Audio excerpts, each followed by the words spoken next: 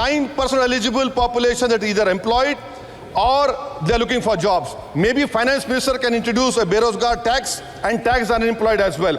Looks like Prime Minister Modi is saying देश की middle class की संपत्ति पर पहला हक हमारे अलायंस का है. Prime Minister Modi says Khelo India, but in reality the budget has shown that Modi government policy is Jhelo India. Budget की स्पीच में फाइनेंस मिनिस्टर ने 4 बरादरियों का जिक्र किया. भारत की सबसे बड़ी अक़लियत मुसलमान है 17 करोड़. मैं हुकूमत से जानना चाहता हूं कि क्या 17 करोड़ मुसलमानों में गरीब नहीं है, नौजवान नहीं है, किसान नहीं है, ख़वातीन नहीं है? वतन अजीज़ में सबसे गरीब मुसलमान है.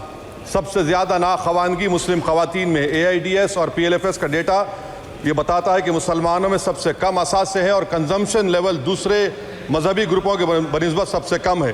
तालीमी इदारों में मैडम 15 और 24 साल की उम्र में भर्ती एनरोलमेंट में मुसलमानों की सिर्फ 29%, शेड्यूल कास्ट की 44%, हिंदू OBC के 51% और हिंदू अपर कास्ट की 59% है. हायर एजुकेशन मुसलमानों का एनरोलमेंट सिर्फ 5% है. PLFS का 2018-19 का डेटा वेज एम्प्लॉयज़ बताता है कि मुसलमान 22% थे, 2022-23 में 15% हो चुका है. सेल्फ एम्प्लॉयमेंट में मुसलमान हिंदू सिख से ज़्यादा 58.4% है. रेगुलर वेज एम्प्लॉयमेंट में सबसे कम मुसलमान है 15% और कैजुअल लेबर में सबसे ज़्यादा मुसलमान 26% है.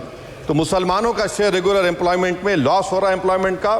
मुसलमान नौजवानों का ना रोज़गार मिलता है, ना तालीम के मौक़े, ना हुकूमत उनको कोई तरबियत सहूलत दी जाती है. मैं मोदी हुकूमत को एक मुसलमानों का एक अछूत बना दिया है. ना कोई सियासी नुमाइंदगी है, ना मुल्क की तरक्की में इनका कोई हिस्सा दिया जा रहा है.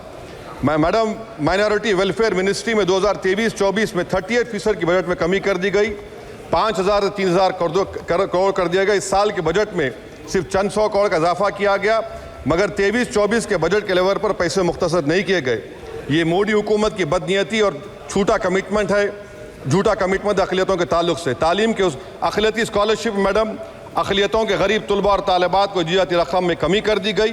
2019 में मोदी ने कहा था कि 1 करोड़ स्कॉलरशिप दिए जाएंगे, अब सिर्फ 58 लाख दिए जा रहे हैं. 47% अक़लियती एप्लीकेंट्स को हर साल स्कॉलरशिप से महरूम कर दिया जा रहा है. 10 साल से मैं कह रहा हूँ कि डिमांड ड्रिवन करो. डिमांड ड्रिवन के लिए सिर्फ 3,000 करोड़ की ज़रूरत है, मगर ये हुकूमत सच्चाई को और ईमानदारी से काम नहीं कर रही है. 2007 और 8 से माइनॉरिटी स्कॉलरशिप का नंबर इजाफा नहीं हुआ है. Pre matric scholarship madam Kundu committee ने कहा कि मुसलमानों में drop out rate primary level पर होता है, तो हुकूमत ने 9th क्लास से प्री मैट्रिक स्कॉलरशिप पैसे दे रही है. NDMC की इक्विटी मैडम 800 करोड़ एक मजाक है. PMGAV के में 910 करोड़ दिए गए. सारी दुनिया जानती है कि जहां मुसलमान बसता है गाँव में, शहर में, वो अंडर डेवलप एरिया है और आप मजाक करें ऊँट के मुँह में जीरा देकर. हज में 97 करोड़. हज कमेटी एक रिश्वत का मरकज बन चुका है. प्राइवेट टूर ऑपरेटर्स के एक लाइसेंस के लिए पैसे देना पड़ता है, बिल्डिंग सिलेक्शन के लिए पैसे देना पड़ता है, मीना मुजदलफा में कंपनी के सिलेक्शन के लिए पैसे देना पड़ता है. मैं हुकूमत से मुतालबा करता हूं कि ख़त्म किया जाए और CBI से इंक्वायरी करवाई जाए. मोदी हुकूमत को अक़लियतों बिल्कुल मुसलमानों से नफरत को ख़त्म करना पड़ेगा. मुसलमानों को उनका दस्तूरी हक मिलना चाहिए. आप कैसे विकसित भारत बनाएंगे अगर 17 करोड़ मुसलमान नफरत करेंगे? मैडम पूरी स्पीच में फाइनेंस मिनिस्टर के बच्चों का जिक्र नहीं है. आज हमारे देश में 66 लाख बच्चे रोज भूखे सोते हैं. 46 मिलियन बच्चे स्टंटेड हैं मेल न्यूट्रिशन की वजह से. 25 मिलियन बच्चे वेस्टेड हैं. मासूम बच्चों की ये बदकिस्मती और बदबख्ती है कि एक शख्स चाय बेचकर वजीर आजम बन गया. LTC long term capital gain tax madam was decrease from 20 to 12.5%. However, the indexation benefit has been removed and won't apply to any property purchased after 2001. This will be detrimental to the growth of real estate, limit household capital formation and impact employment generation in construction sector. This change in LTCG is a quasi-wealth tax on household, particularly the middle class. Internship program, madam, 5 साल में आप 1 करोड़ लोगों को intern कराएंगे. यानी एक company को 4,000 लोगों को ट्रेन करना पड़ेगा.